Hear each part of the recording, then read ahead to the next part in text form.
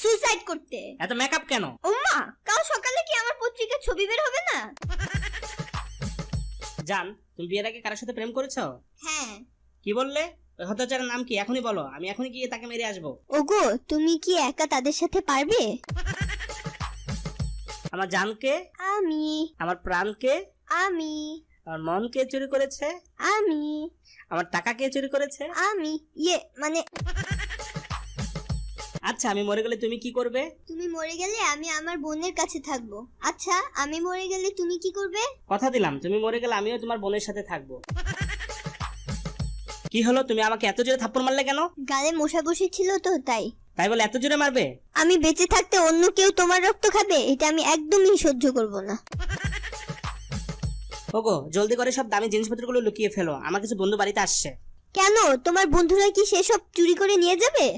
না, তারা নিজের জিনিসপত্রগুলো চিনে ফেলবে। ওগো শুনছো, বলো তো স্বামী ও গাধার মধ্যে পার্থক্য কি? স্বামী গাধা হতে পারে, কিন্তু গাধা এত বড় গাধা নয় যে সে তোমার স্বামী হবে। আমার পেট অনেক ফুলে গেছে, আমার পেটে খুব ব্যথা। বুঝলাম, দেখি শান্ত হন, দেখি কি করা যায়। ডাক্তার সাহেব একটু জলদি করেন, খুব ব্যথা করতেছে। দেখি আপনার পেট দেখি। হায় আপনার পেট তো ফুলা প্যারাশুট হয়ে গেছে।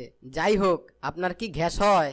বুঝলাম না ডাক্তার সাহেব। আরে আপনার পেটে কি গ্যাস হয়? গ্যাস দেহ দেহি, তাও তো বুঝলাম না।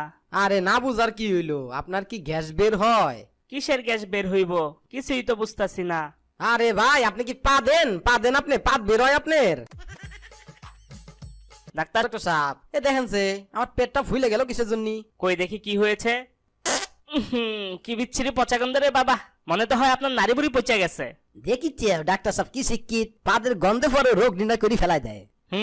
যাবেন তাই? ডক্টর সাহেব, তাইলে পরে আমি আমার সমস্ত শরীর চেক আপ করে ফেলাই দিব আজকে। এদিকে একটু আসেন দেখি, আরো কিছু ফাদের সুবাস নেন।